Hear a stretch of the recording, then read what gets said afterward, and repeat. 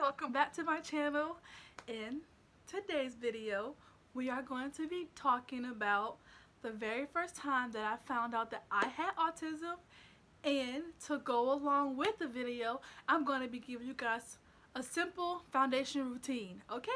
So, first, before we get to the video, I want to remind everybody to don't forget about the 50 subscriber giveaway. We are almost there. I believe we are like 12 away. So share the video, share the channel, get the word out there. We are almost there, and we are at our giveaway.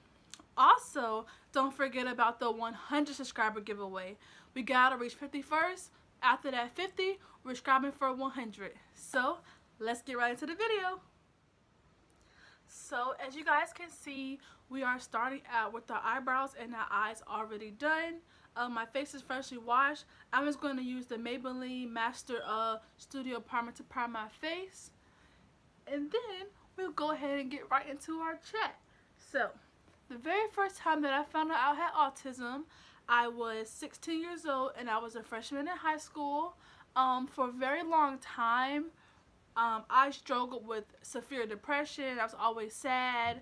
I didn't really I kind of wanted to be alone. I was kind of a loner. I had a really hard time making friends and keeping friends, and I had a hard time relating to other people. And I always told my mom that I felt like something was wrong, and I told her I felt like something was wrong in the sense. So I felt kind of like stupid. I felt kind of slow, and it took her a really long time to finally go take me to a counselor to find out why I kept saying that. So I went to Christian psychotherapy, and I had a therapist named Miss Michelle, and we talked for a few days before she ran a series of tests. Now in that series of tests, we did stuff as far as memory kind of things, and puzzles, putting puzzles together in your head, that kind of thing. So for foundation, this is the CoverGirl Vital Healthy, that's what it is for foundation. But she ran a series of tests. I did a drawing of a house, I did a drawing of myself, I did a drawing of my favorite activity that I like to do. I also did a drawing of favorite family activity that I like to do. So after this test, she ran this test. She had my mom, one close relative. I think that my aunt was the relative who filled it out. But she had my mom, one close relative, and a teacher fill out a packet of a whole bunch of questions. And on there was questions like things in my day-to-day life, how I act in certain kind of situations, and that kind of thing. So after she ran this to the test, she came to the conclusion that I had autism. Now on the test, it scores you in different categories. So I was scored very high for clinical depression, and that's one of the biggest things with autism, is you kind of fall into a state of depression, and just kind of take your time to get out of that state of depression on your own. Just kind of a cycle you'll go through. Also, she did an IQ score, and my IQ score was actually 94. So I had no problem in the intellectual part. It was just the social and the emotional part that I scored very low in. So after she scored it, she asked me lots of questions like, does she tend to repeat herself a lot? Is she very routine? Does she adapt to change very quickly? And all those answers were no. And those were the biggest parts of autism.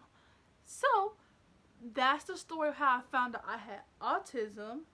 Now, the reason why I decided to tell this story while I did my foundation is because when I first started, before I put my foundation on, and when I first started out my foundation, I had a canvas that had I have bumps on my face, I have acne, I have problem areas on my face, and after I had the problem areas, I had just foundation sitting on my face. So I felt like I was a problem to people, kind of how your skin gives you problems. And then I felt like Miss Michelle was that foundation. She I put it on my face, how I was put in therapy. And then after doing all those series of testing, which is the blending, I blended it all out on my face. After doing those series of tests to find out what was wrong with me, and once it was all put together and we found out that I had autism, I was all blended together and I felt like I had a brand new canvas to work with. So I relate my story with finding out I had autism with putting on foundation, because you start out with a blank canvas, you don't know where it's going to go and where it's going to be. But once you have a foundation and once you know you have what tools you're going to be using to help you with any kind of problem situation, and you put it all together and you blend it out, you have a fresh new canvas. So I have a fresh new full coverage dewy glowy face once I have blended that foundation out. Now, one thing about foundation is it does wash off.